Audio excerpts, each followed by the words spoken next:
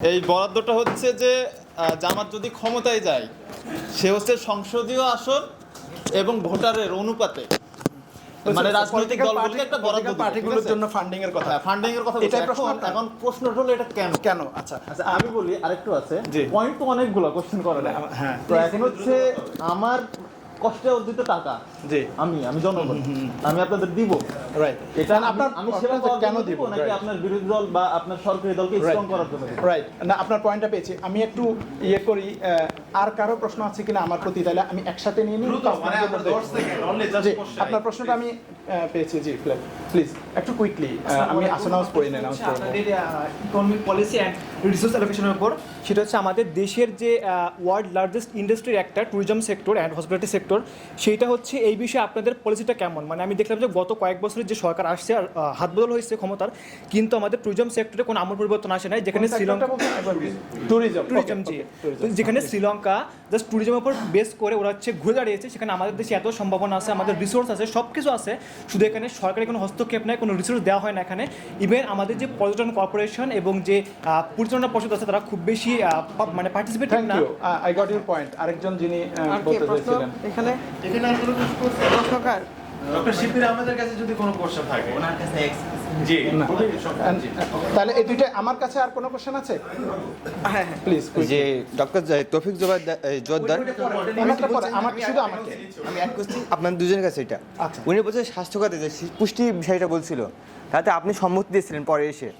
এখন আমাদের তো বর্তমানে যে মা ও শিশু বিষয়ক একটা কর্মসূচি চালু আছে সেখানে ভাষা দেওয়া হয় সেখানে পুষ্টি লক্ষ্য থাকে যে শিশু পুষ্টি গুণসম্পন্ন হবে যে আপনার যে এই খড়বাকৃতি এগুলো হবে কিন্তু আপনার কিভাবে অ্যাড্রেস করবেন এটা আলাদা করবেন কী হবে এটা তো আছেই অলরেডি এক্সিস্ট করছে থ্যাংক ইউ প্রথম প্রশ্নটা হচ্ছে আমাদের দেশে আমাদের যে দেশে চাঁদাবাজি হয় এটার জন্য একটা বড় আর্গুমেন্ট অনেকেই দেয় যেসব দলগুলো কর্মীদের লালন পালন করার জন্য চাঁদার উপর নির্ভরশীল হতে হয় এইটা একটা প্রাতিষ্ঠানিক ব্যাপার হয়ে গেছে এবং আপনারা টকশোতে অনেকে দেখবেন অনেকে বলছে আপনি যদি এটা বন্ধ করে দেন আমি দল চালাবো কেমনে আমার কর্মীরা চলবে কেমনে আমার কর্মী যদি টুকটাক একটা ওই টেম্পো স্ট্যান্ডে কিছু টাকা পয়সা ইনকাম করতে না পারে একটা লিজ নিয়ে তাহলে তারা চলবে কীভাবে এই ধরনের নানান আমাদের ওই পলিটিক্যাল ইকোনমিটা দাঁড়ায় গেছে চাঁদাবাজির উপরে যেটা হওয়া উচিত ছিল না হওয়া উচিত ছিল পলিটিক্যালগুলোর নিজস্ব ইকোনমিক সিস্টেম থাকবে এইটা জামায়াতের ক্ষেত্রে অন্যান্য ইসলামী দলগুলোর ক্ষেত্রে আমি দেখেছি বামপন্থী দলগুলোরও আছে এরকম যে নিজস্ব একটা ফিনান্সিয়াল সিস্টেম ডেভেলপ করা আছে যেটা আমাদের মেইন স্ট্রিম দলগুলোর মধ্যে দুঃখজনকভাবে নাই এটা আছে রাজনৈতিক দলগুলোর জন্য এই ধরনের বাজেট থাকাটা বাংলাদেশের নতুন না এটা ইউএসের গভর্নমেন্টও ইউএসএ এ ধরনের ফান্ডিংয়ের ব্যবস্থা আছে যারা মিনিমাম 5% ভোট পায় তাদের জন্য এ ধরনের একটা বাজেট থাকে যাতে তারা সিঙ্গাপুরেও আছে হ্যাঁ তো রাইট সো এ ধরনের বিভিন্ন দেশে এই ব্যবস্থাটা আছে রাজনৈতিক দলগুলোর হয়তো এটা নিশ্চয়ই আমরা পর্যালোচনা করে দেশের ভিত্তিতে আমাদের সামর্থ্যের ভিত্তিতে আলোচনা করা হবে কারণ রাজনৈতিক দলগুলো যদি সত্যিকার অর্থে দেশের জন্য কাজ করে তাহলে তো এটা আসলে দেশেরই কল্যাণ চাঁদাবাজিও যদি বন্ধ হয়ে যায় তাহলে কিন্তু জনগণ বেনিফিটেড হবে একটা যেটা ভাই কোশ্চেন করছিলেন ট্যুরিজম নিয়ে ট্যুরিজম ডেফিনেটলি একটা খুবই ইম্পর্টেন্ট সেক্টর জামাতের একটা প্ল্যান আছে হচ্ছে ন্যাশনাল লেভেল কানেক্টিভিটি যে এটা দুটো পারপাস সার্ভ করবে একটা হচ্ছে যে আমাদের এই বাজার ব্যবস্থাপনার জন্য যে আমি সেই আলাপগুলোতে যাই নাই আমাদের যে বাজার ব্যবস্থাপনা বাজারে সিন্ডিকেট বা কৃষকরা যে বাজারের সাথে কানেকশান মাঝখানে যে আমাদের অনেক লুফলস থাকে এগুলো মিনিমাইজ করার জন্য জামাতের একটা ইনফ্রাস্ট্রাকচারাল প্ল্যান আছে সেটা হচ্ছে একদম টেকনাফ থেকে তেঁতুলিয়া রূপসা থেকে পাথুরিয়া এটা ইউএসের যে ইন্টারস্টেট কানেক্টিভিটি এরকম যে কোনো ধরনের ইন্টারফেয়ার ছাড়া এরকম একটা কানেক্টিভিটি তৈরি করা এটা যদি আমরা করতে পারি এটা আমাদের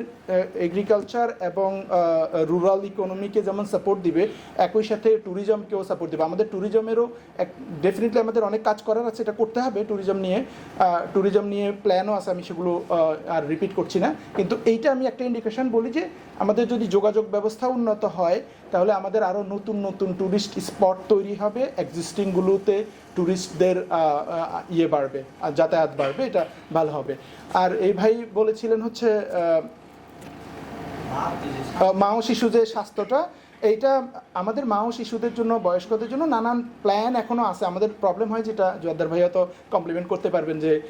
ইন্টিগ্রেটেড না প্রসেসগুলো। একটা মন্ত্রণালয় একটা কিছু অফার করছে, আরেকটা মন্ত্রণালয় আরেকটা অফার করছে, এগুলো দেখা যাচ্ছে ওই ওভারল্যাপিং হচ্ছে, মিসম্যাচ হচ্ছে, আবার একই মানুষ মাল্টিপল পাচ্ছে, আরেকজন মানুষ পাচ্ছেই না, যার পলিটিক্যাল কানেকশন আছে সে পায় আর যার নাই সে পায় না, এ ধরনের হয়। তো মা ও শিশুদের প্রবলেমটা যেহেতু এটা জামাতও আইডেন্টিফাই করছে, বিএনপিও আইডেন্টিফাই করেছে, এটা আমাদের আসলে একটা কোর ক্রাইসিস। আমাদের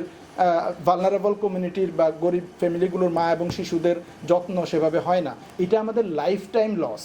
আমরা যদি আমাদের নেক্সট জেনারেশনকে বিল্ড করতে চাই, নেক্সট জেনারেশনকে গড়তে চাই, এটা দেশের হিউম্যান ক্যাপিটাল ডেভেলপমেন্টের জন্য খুবই ইম্পর্টেন্ট এই 1000 দিবস বা 3 বছরের পিরিয়ডটা। তো এক্সিস্টিং প্রোগ্রামগুলোকে এটার সাথে মার্চ করা যাবে যদি হয় যে ওভারল্যাপিং তো করা দরকার নেই, যে একটা সাপোর্ট দিই আবার আরেকটা সাপোর্ট দিব। হয়তো এখন প্রেগনেন্ট উইমেনদের জন্য একটা সাপোর্ট আছে মায়েদের জন্য, সেটাকেই অ্যাডজাস্ট করে প্রেগনেন্ট উইমেন এবং শিশু এটাকে 3 বছর পর্যন্ত এই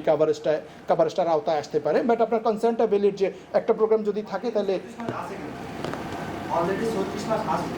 অলরেডি আছে এরকম আপনার, মানে মায়ের জন্য না শিশুর জন্য? আচ্ছা আচ্ছা, এটা আমার জানা নাই, যদি থেকে থাকে হয়তো থাকতে পারে। আচ্ছা আচ্ছা, হ্যাঁ থাকতে পারে। ওকে, থ্যাংক ইউ এটা ইনফর্ম করার জন্য। ডেফিনেটলি এগুলো যখন বাস্তবায়নের মুখে সময় আসবে তখন ইয়ে হবে। মানে এই প্রোগ্রামটা হচ্ছে আরও স্পেসিফিক, যে 1000 ডেজের একটা স্পেসিফিক প্রোগ্রাম পুষ্টি এবং স্বাস্থ্যের, যদি অলরেডি থেকে থাকে তাহলে হয়তো অ্যাডজাস্ট করা হবে ডেফিনেটলি। Thank you. আমি একটু বের হচ্ছি, আমার